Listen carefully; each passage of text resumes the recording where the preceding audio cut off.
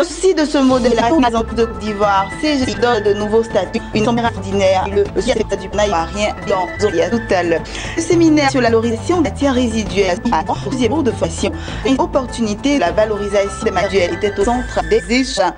Bonsoir à tous, bienvenue au 24 Africa. La Confédération Générale des Entreprises l'Assemblée Générale Extraordinaire, la modification des statuts de l'organisation patronale était au centre de cette rencontre. La réforme est le mode de désignation. Désormais, il se fera sur une base beaucoup plus démocratique, donnant ainsi une légitimité totale au conseil d'administration qui sera donc plus représentatif des sociétés et des groupements membres. Jean-Charles Sibaï, Sorokina, dans le monde de Massa Soubi.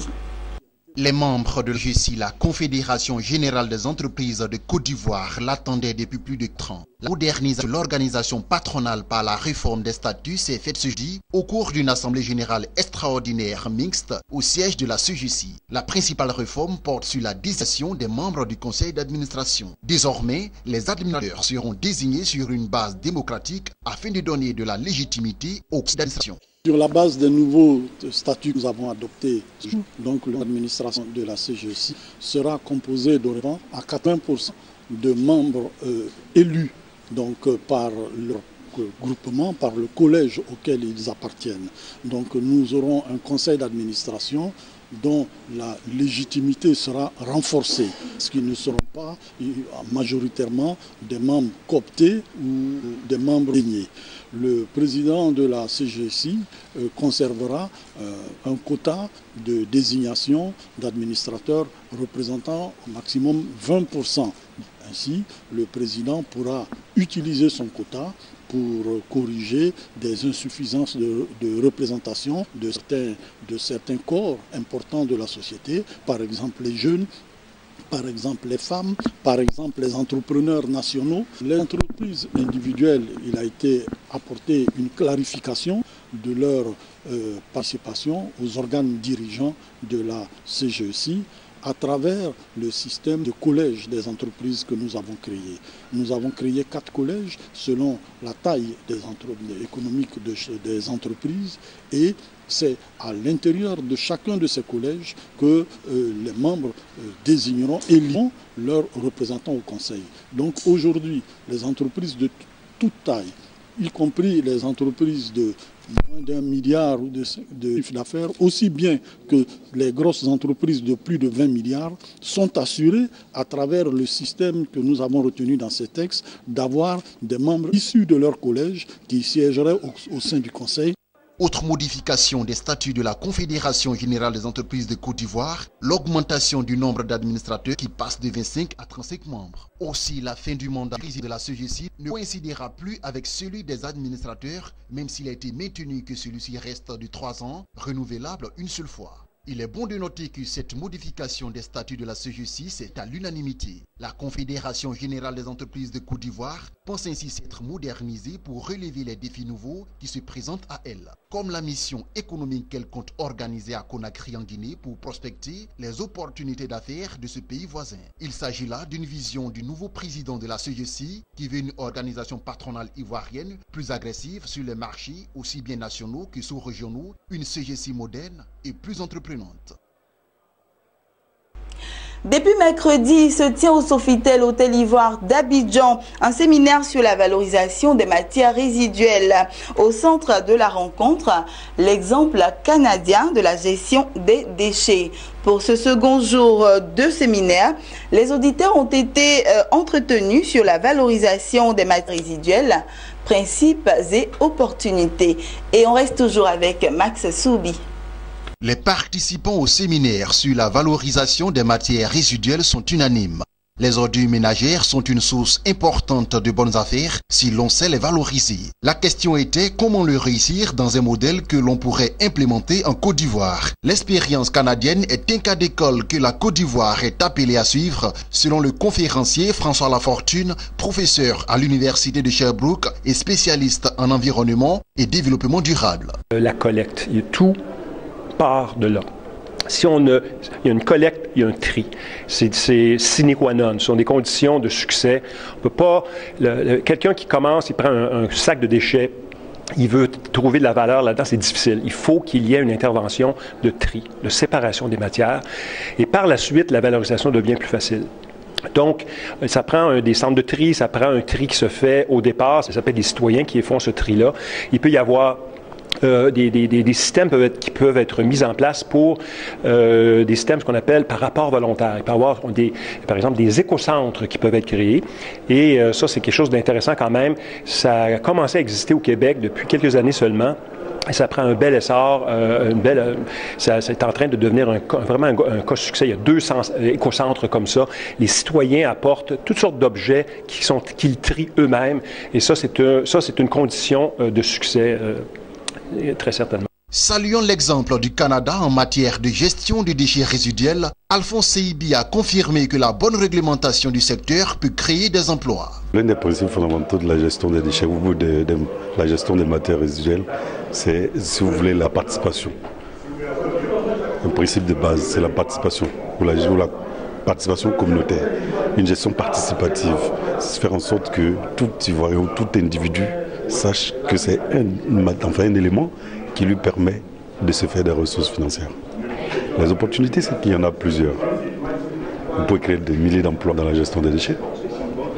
Vous pouvez par exemple faire soit dans la valorisation de la matière organique, dans la valorisation de la matière non organique, telle que par exemple le plastique. Il est possible de se faire un revenu et vivre décemment de la matière résiduelle. Si je vous donne juste quelques exemples pour que vous compreniez, nous sommes partis juste pour 2000 emplois, nous sommes à 2750 aujourd'hui. Ça vous montre l'engouement pour les jeunes et les femmes, pour dire que le secteur des déchets peut employer de milliers de jeunes. Ce séminaire sur la gestion des déchets résiduels est organisé par le groupe École des IF et des IAE en partenariat avec l'Université de Sherbrooke au Canada. L'école, il faut le souligner, va prochainement lancer son master en environnement et développement durable. Rendons-nous à présent au Bénin. Susciter le goût de l'entrepreneuriat chez les jeunes et particulièrement chez les femmes, c'est l'objectif du salon Entrepreneuriat Jeunes Féminin organisé par l'Institut de sécurité alimentaire ISA du Bénin. Le thème retenu pour cette première édition est investir dans la sécurité alimentaire pour nourrir le monde de demain. Plusieurs femmes entrepreneurs étaient présentes à l'ouverture de ce salon. Apporter des approches de solutions à la question de l'insécurité alimentaire, c'est l'objectif que vise l'Institut de sécurité alimentaire ISA. À travers le salon de l'entrepreneuriat jeune et féminin, l'ISA a pour objectif de susciter le goût de l'entrepreneuriat chez les jeunes en général et les femmes en particulier. Le salon entrepreneuriat jeune féminin s'inscrit dans le cadre de la promotion de la collaboration entre le monde universitaire et le monde professionnel pour stimuler l'intérêt des apprenants à la profession et pour leur montrer des modèles de réussite. C'est difficilement que les femmes sortent, mais en fin de compte, elles n'arrivent pas à s'installer puisque c'est l'auto-emploi qu'il faut prôner maintenant. Alors, sur cette base, nous avons essayé de dénicher, d'identifier les entrepreneurs femmes qui ont réussi, mais qui ont eu des parcours que l'on connaît. Les parcours ne sont pas toujours en ligne droite. Alors, on les a dénichés pour que celles-là et les hommes également qui sont des entrepreneurs confirmés, qu'ils puissent échanger avec les jeunes filles, les jeunes étudiantes et les étudiants également pour leur donner confiance.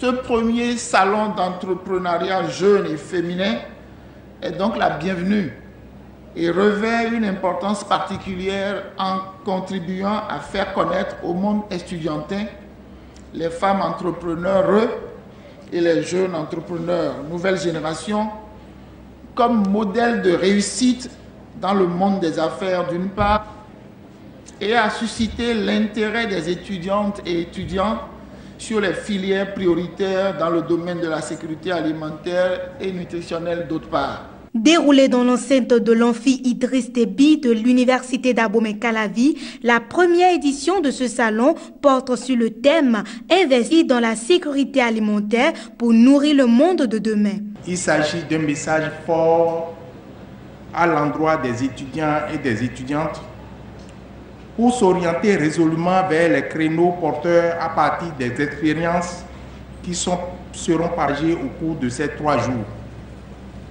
À l'issue du salon, l'ISA veut voir des étudiants et des étudiantes qui ont une autre vision de la vie et de l'avenir pour entreprendre. Au programme de cette riche rencontre, conférences, débats, partage d'expériences et exposition de produits. Voilà, c'était le reportage de nos correspondants au Bénin, Pierre Akakpo et Olivette Bioyari. On passe à présent aux informations en bref et en images.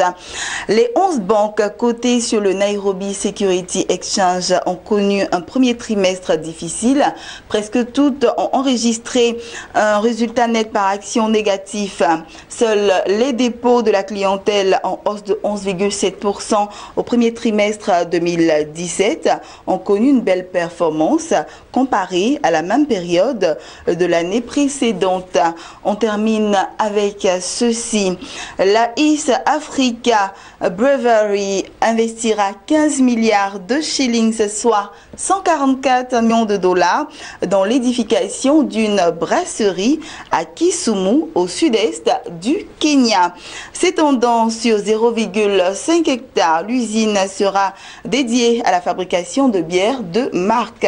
Concernant les retombées de cet investissement, 100 000 emplois directs ainsi qu'un revenu brut annuel de 6 milliards de shillings, soit 1,7 millions de dollars, sont prévus être générés au profit des producteurs d'ici les 10 prochaines années. Voilà, je vous donne rendez-vous vendredi 21h pour un nouveau journal. D'ici là, portez-vous bien.